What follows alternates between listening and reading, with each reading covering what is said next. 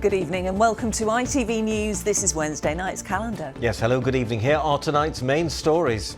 Hands please, mate. It's moment in time, Mark. You're under arrest on suspicion of murder.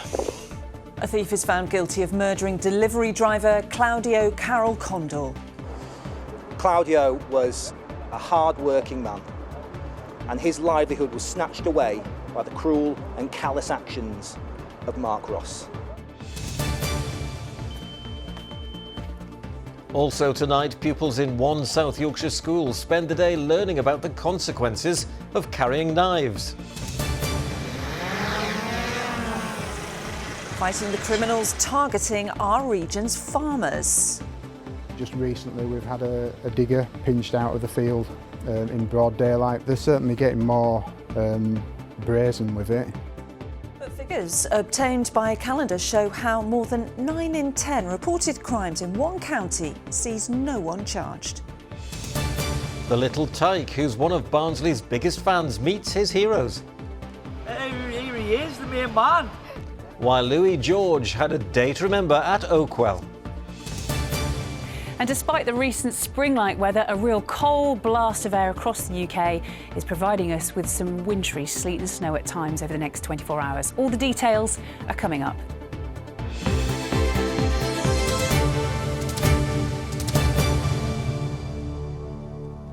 Our top story, a thief has been found guilty of murdering a delivery driver from Sheffield who clung onto the side of his van for half a mile to prevent it being stolen. Claudio Carol Condor died last summer after trying to climb into the passenger seat of his vehicle as Mark Ross drove it away. Mr Condor cried for help as Ross drove erratically to shake him off before deliberately crashing into 2 parked cars. Well, at Leeds Crown Court today, Ross was in tears as he was convicted of murder. He's been told he faces life in prison. Michael Billington has been following the case for us at Leeds Crown Court. Claudio Carol Condor was just defending his livelihood when he was killed by a man set on stealing the contents of his van. Mark Ross was a thief who the court heard had shown a complete disregard, a contempt even, for his victim. Claudio had been delivering a parcel in Armley in Leeds in August last year when footage showed Ross scouting out his target before climbing into the van and driving away. But Claudio opened the passenger door and tried to climb in an attempt to prevent the vehicle from being stolen. Rather than stop, 32-year-old Ross carried on driving, weaving and swerving along the road, hitting speeds of up to 60 miles an hour, trying to shake the driver off. But he clung on for half a mile until Ross deliberately crashed into 2 parked cars. Claudio was thrown to the ground and suffered severe head and chest injuries. He died at the scene. He clung bravely to the side of that van for half a mile, 60 miles an hour, screaming and shouting in genuine fear for his life. Claudio was a hard-working man, and his livelihood was snatched away by the cruel and callous actions of Mark Ross. And I hope that today this verdict brings a crumb of comfort to his family, because we managed to bring justice for Claudio. And Michael, we heard Ross's actions described as callous by police there. What happened after the crash? Well, Ross sped away, arranging for the van to be stripped of its stolen contents. It was then found later that evening in the Belle Isle area of the city. Ross was arrested the following day. It's moment in time, Mark. You're under arrest on suspicion of murder. He admitted manslaughter, accepting his actions caused Claudio's death, but he denied murder, insisting he had no idea his victim had been clinging on to the side of the van at the time of the crash. Today, the jury rejected that version of events, finding him guilty of murder. He's been told he faces life in prison when he's sentenced on Friday. Claudio had planned to build a better life with his fiancée here in Yorkshire, but following his death, she moved back to their home country of Romania, from where she watched today's hearing via video link. She and Claudio's family are said by police to have been left utterly devastated by his death. Michael Billington reporting from Leeds Crown Court. Thank you. Thousands of students at a school in Penistone in Barnsley were checked for knives this morning with a knife arch and metal detector wand. It's part of an initiative by the school to educate its pupils about the perils of knife crime. It's been welcomed by the mother of Harvey Wilgoose, the teenager who was killed just a few weeks ago at a school in Sheffield. She says she'd like to see knife arches become a permanent feature, as Adam Fowler reports. Come on through, morning, is it? Morning. It's a site more commonly associated with airport security. But this morning in Penistone, 2,000 students got to experience a knife arch.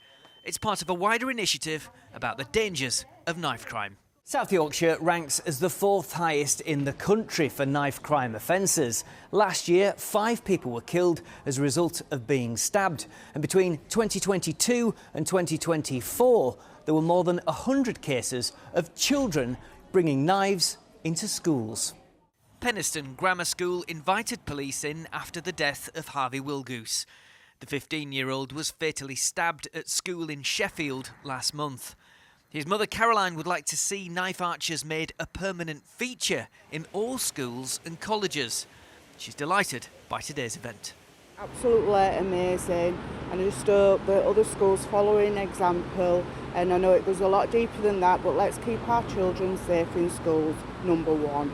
Everybody's been hurt by all this because everybody's kids go to school and should go to school, and kids need to be safe, and I think that's why everybody's jumping on board, and it means something to everybody. People's got grandkids, people's got kids in schools, and hopefully we're going to get there. South Yorkshire Police recently launched a campaign called Knives Take Lives and have carried out 5 assemblies at the school, and they're keen to visit others.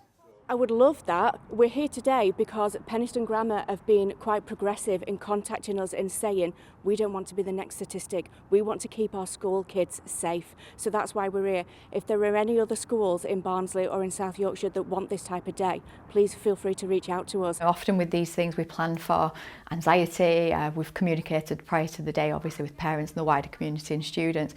They've reacted really positively. They've told us it makes them feel safe, the knife arch in particular.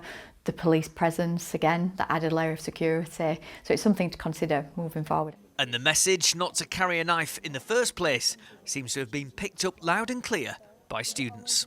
People don't realise carrying knives for self-defence can actually harm someone else and kill them because they don't really think about it in the moment. You shouldn't really carry knives around in public because people then will think you're sus or something. Yeah, you can't just carry around a knife even if you think you've got a good reason. It might not be a legal reason. It puts you at 3 times more risk dying than if you don't. The only time I carry a knife is when I'm cooking. With South Yorkshire's knife crime statistics speaking for themselves, it's hoped days like this will influence behaviour for years to come. Adam Fowler, ITV News, Barnsley. Yes, let's hope it makes a difference. In other news, an investigation's found no police officers have a case to answer for misconduct over the Hillsborough disaster. The police watchdog's been investigating the conduct of officers when 97 Liverpool fans died in a crush in 1989 and this week wrote to families. They say South Yorkshire Police tried to deflect blame for the disaster, but that no one had a case to answer for misconduct because standards for policing at the time didn't include a duty of candour. 2 Yorkshire families with children with a rare disease have joined a lobby at Parliament calling for the continued NHS approval of a drug which slows the condition's progress. Batten disease is an incurable disorder that causes rapid decline in a child's ability to walk, talk and see. The Weston family from Doncaster, whose 3-year-old son Max has the disease, and the Cheslick family from Sheffield, whose 5-year-old daughter has the same condition, joined other families urging regulators to ensure that the drug Brineura remains available to them when a contract with the medicines maker ends in May. NICE, which recommends treatments on the NHS, says talks with the drug manufacturer are continuing. It's unthinkable to think if this treatment gets taken away. It'd just be inhumane to watch him deteriorate when he's doing so well. Without the Brineura, it doesn't bear thinking about. She would stop walking, she would stop talking, she'd have to be fed through a tube, and the decline would occur in a matter of years. You're watching Wednesday night's calendar from ITV News, and still to come on the programme this evening. In sport, news of a managerial sacking in League One, plus the rise of the robo-pets. But what are the risks of computerised canine companions? Questions might be, where does this data go and who is it used by? And it may have felt like spring at the weekend, but we've been plunged back into winter. A very cold couple of days to come with a wintry element to our weather. I'll have all the details in a few minutes. Thanks very much, Joe. But first, to the true cost of rural crime across North Yorkshire now. Millions of pounds worth of farm equipment is being stolen every year, and despite those thefts being reported, few thieves are ever brought to justice. Calendar has found that from 2019 to 2024, fewer than 5% of thefts from farms in the county saw a suspect arrested, and even fewer resulted in charges being brought. Our reporter Natalie Higgins has been hearing how one farmer has been affected, and she spent a shift with the rural crime team from North Yorkshire Police to see how they're cracking down on the rural criminals. By 10:30 on a night shift, North Yorkshire's Rural Task Force is starting to get busy. Yeah, we've just gone down a back lane now. It's an off-road route. And they're hot on the heels of suspected criminals. It's gone off-road. It's struggling itself. We're out with the team, pursuing a driver through fields. Eventually, the suspects abandon the vehicle. I've got some headlights in front of me here. A quick check around the car and Sergeant Mark Earnshaw finds items which would most likely have been used for a break-in. Yeah, 10-4. There's a load of tools, hacksaws and hammers. And it is a four-wheel drive vehicle. Inside the vehicle we've got hammers, we've got screwdrivers and plastic gloves. It can be reasonably assumed that they were going to commit some sort of rural burglary, probably a farm theft. The police helicopter and drones were scrambled. It didn't take long to find the suspect hiding under a nearby caravan. In the dead of night, masked thieves can take just minutes to break into isolated farms across North Yorkshire. They steal vital equipment, which can cost thousands of pounds to replace. Richard's just one of an increasing number of farmers in the county to be targeted. He says break-ins have a huge impact on his farming. We've had a quad bike stolen from here. Recently we've had a digger pinched out of the field in broad daylight. They're certainly getting more brazen with it. Equipment that's been stolen from Richard's farm often ends up in neighbouring counties, which can make them harder to track down. Because I'm sort of in the middle of what the class as cross-border crime, I'm on a few various groups, and potentially my digger had been spotted the following day on one of the Rural Watch groups in the Lancashire area. So once it's crossed over into another force, the lead seems to just go cold. And Richard's just one of many farmers in North Yorkshire who's fallen victim to rural crime. Figures obtained by ITV News found that from 2019 to 2024, there were 484 reported thefts from farms to North Yorkshire Police. In that same time period, there were 22 arrests and only 11 charges. That means that in around 97% of those reported thefts, no one was charged. Straight over the roundabout. Just come down there. North Yorkshire is the largest county in the country, with the Rural Task Force having nearly 3,500 square miles to cover. And for farmers like Richard living and working in these isolated areas, they're doing all they can to protect their livestock and their livelihoods. So frustrating for farmers. Well, we can go back to Natalie at Richard Pullen's farm on the edge of the Yorkshire Dales. Natalie, some quite startling figures there that you managed to find. Yes, they are, Lara, and Richard is just one of the many faces behind those figures. Now, the numbers we have are in relation to thefts from farms, but North Yorkshire Police says the way that they categorise things can be quite different. So someone may input that as a theft from a farmhouse or an agricultural building, or list it as a burglary. So they say the number of incidents and more crucially, the number of arrests and charges could be higher.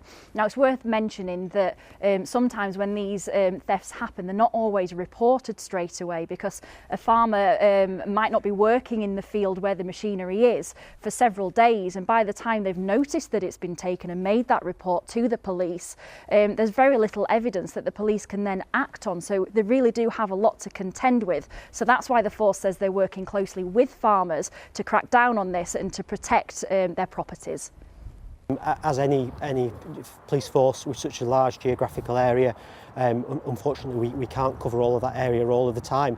But what we can do is be intelligence-led. In the last year or so, we've visited over 2,500 farms across North Yorkshire, distributing 8,000 DNA property marking kits to those farms to try and help them target harden, so make it harder for the stolen property to be saleable assets for criminals, so that we can recover that property as quickly as possible. So, Natalie, what do farmers think will make the difference?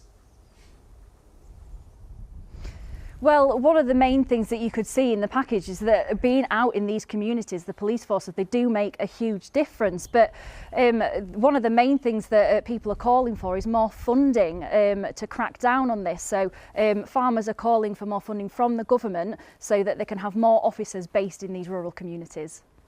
The impact of rural crime is huge. It's financial, it's mental, there is a lot of trauma involved with it. So it does need to be tackled, and the only way that you can tackle that is by more people on the ground, working together, not just the police, but rural communities and local authorities. Everybody needs to work together. But the first part is actually getting funding for more rural police officers. Well, one of the main things that we have to see from this is that the government says that they are committed to supporting farmers and cracking down on rural crime, but that's just one of the many things that farmers have to contend with at the moment. They've got rising costs for insurance and machinery costs, and as well the new farm inheritance tax as well. So rural crime and thefts from farms really is just one of many things that they have to contend with. So really it's not scratching the surface. Natalie Higgins, thank you very much. Real eye-opener there, seeing those statistics. Now, a new technology hopes to help one of our region's historic landmarks to respond quickly to potential disasters. York Minster has access to a remotely piloted machine known as Spot, the robot dog.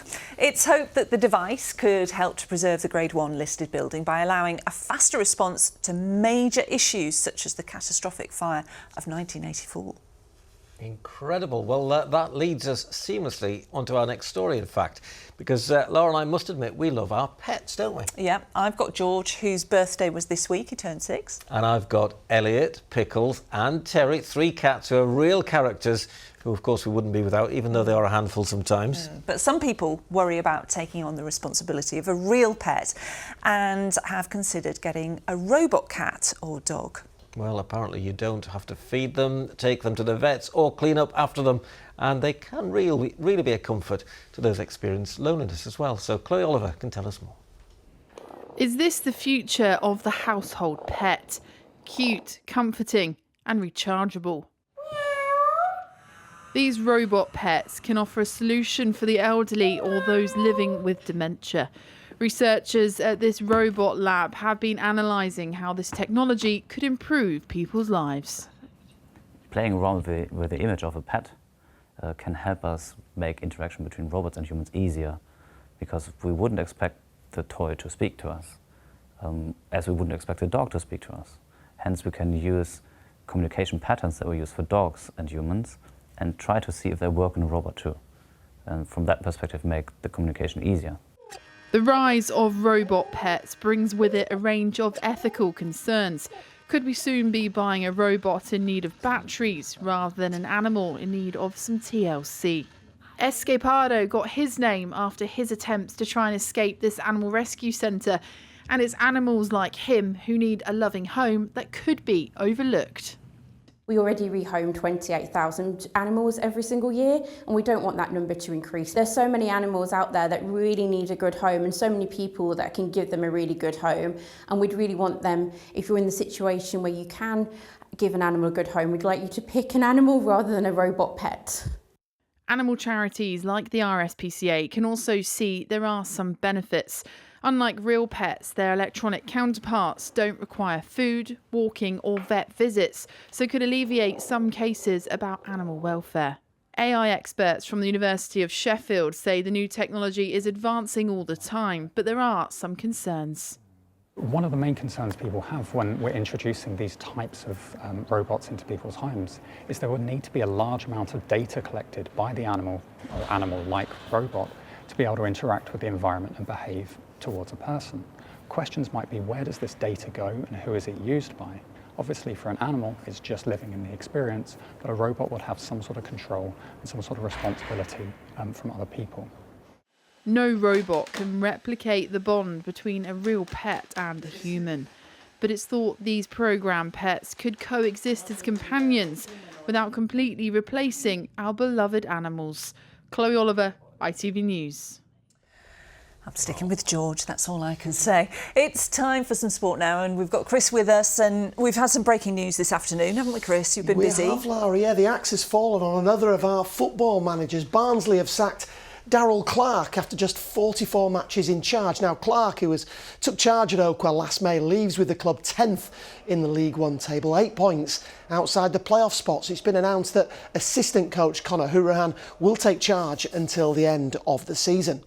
Meanwhile, on the pitch, Leeds could go back to the top of the Championship table tonight if they avoid defeat at home to Millwall. They were knocked off top spot last night by Sheffield United, who themselves will be disappointed they couldn't hold out for the win against Bristol City after Tyrese Campbell put them ahead. The Blades conceded in stoppage time to cut their lead at the top to just 1 point. Elsewhere, Sheffield Wednesday produced a stunning comeback to win at Norwich. 2-0 down at half-time. Wednesday scored 3 goals in 12 second-half minutes to turn the game on its head and set them up nicely for Sunday's Sheffield derby at Hillsborough. Elsewhere, Mansfield were beaten at Exeter in League One, but Chesterfield ran riot at Salford in League Two. Liam Mandeville scoring the first and last goals in a 4-0 win. Well, lots going on at Barnsley, Chris, and before the manager was sacked, you went to see one of the special fans there. Yeah, and he really is a special little boy as well. An 8-year-old Louis George Wood was born with quadriplegic cerebral palsy. His parents were told to expect the worst, and yet Louis has defied all prognoses, and after getting his first Barnsley season ticket last summer, is now something of a local celebrity down at Oakwell. I went to meet him and his family. 8-year-old Louis George loves nothing better than a trip down to Oakwell with his family. What makes it even better, a visit from one of his favourite players. Oh, look who it is! Hey? Hey, here he is, the main man. What did you think of meeting DKD? Was that good? Yeah, thumbs up. Yeah, he's top man, isn't he? He's my type of fan, to be fair. Win, lose or draw, he's clapping the boys, and you know, it's just amazing to see him smile on his face, enjoying it, you know. And he's a top man, and we love him. We love him being there. Yeah, he's all right, isn't he? Yeah. Of course he is. He's happy he's at Oakwell. Yeah. Good stuff, my mate. What does Barnsley mean to Louis? It means everything to him because he does enjoy coming to matches. But like I said, to see the ground empty is different to seeing it full. Meeting players. It's been brilliant, hasn't it, Louis? Louis non-verbal. He can only say the odd word here and there. One of them is Barnsley. This video of Louis celebrating Barnsley's win at Rotherham recently went viral. We were born with quadriplegic cerebral palsy. The prognosis were really bleak, but he's completely smashed the ball out of the park. And he does absolutely amazing. The things that he does that they said that he wouldn't be able to do. We take him rock climbing, to the beach, to the park. He goes absolutely everywhere and he does everything and he enjoys it and he thrives on being outdoors. Seeing him get better and all that, everything he does and enjoying it, great. And as if the day couldn't get any better, then manager Darryl Clark also popped out to say hello. Hello, mate. Is saying hello? Hello, buddy. How are you, mate? You okay? You all right? Such a special boy, and you know, we're just great that he can come to the games and enjoy his football. Such a lovely family, and it's great to have him here. What was it like, Louis, to meet the players and the manager today? Yeah, thumbs up. Especially your favourite one, DKD. Are you waving? So the next time Louis down here at Oakwell, he won't only be cheering on his heroes, he'll be cheering on his friends. Oh, what a special little boy. Yeah, lovely family as well. Really nice family. Yeah, they looked great to meet them. Lovely. Who'd like to be the new manager? Interesting. Right, let's get the weather forecast. Here's Joe. Today's forecast: seafood and sugar cube towns. TUI sponsors ITV Yorkshire Weather. Thank you. A very good evening to you. A cold feel to our weather over the next couple of days and a showery regime certainly until the end of the day tomorrow. While temperatures dip away tonight, there's the real risk of some ice and snow in places on higher ground, and that continues through the day tomorrow before settling down somewhat towards the weekend. We can see low pressure in charge at the moment, but creeping in from the west by the time we get to Friday and into Saturday and Sunday. High pressure re-establishing itself, giving us a dry end to the week. Temperatures still on the chilly side, but perhaps around average by day. Now, this evening, we are focusing on these showers feeding through on a cold northerly wind. There's the likelihood of some sleet and snow for the North York Moors, the Pennines, as they feed through overnight tonight, and certainly icy stretches, especially on Trans-Pennine routes, but also on higher ground in those areas mentioned before dawn. Temperatures down to around freezing or thereabouts. A chilly and frosty start to the day tomorrow. When the sun will be rising at 6:27, it sets tomorrow evening at 6 minutes past 6. A frosty start for many of us tomorrow, and it's likely those showers will continue from the word go. And with that cold northerly wind, sleet and snow on higher ground, a real risk, particularly through the course of the morning. Into the afternoon, bright spells, a mixture of sleet and rain showers. And temperature-wise, cold again. Although 6 or 7 Celsius is only just below average for the time of year, the wind direction is particularly wintry. And through tomorrow evening, ice could be a risk once again. Thereafter, settling down somewhat into the weekend with a dry end to the working week. Bit of sunshine to come on Saturday. Sunday cloudier, but dry. Bye-bye. TUI sponsors ITV Yorkshire Weather. I'm sorry you've had to make do with me in the studio instead of Joe. I'm sure that's disappointed many people out there. Viewers vote Joe, Chris, Joe, Chris. Joe. Lovely to have you, thank you. Thanks very much for watching. Arif will be back at 10:30. Bye from all of us. Good night.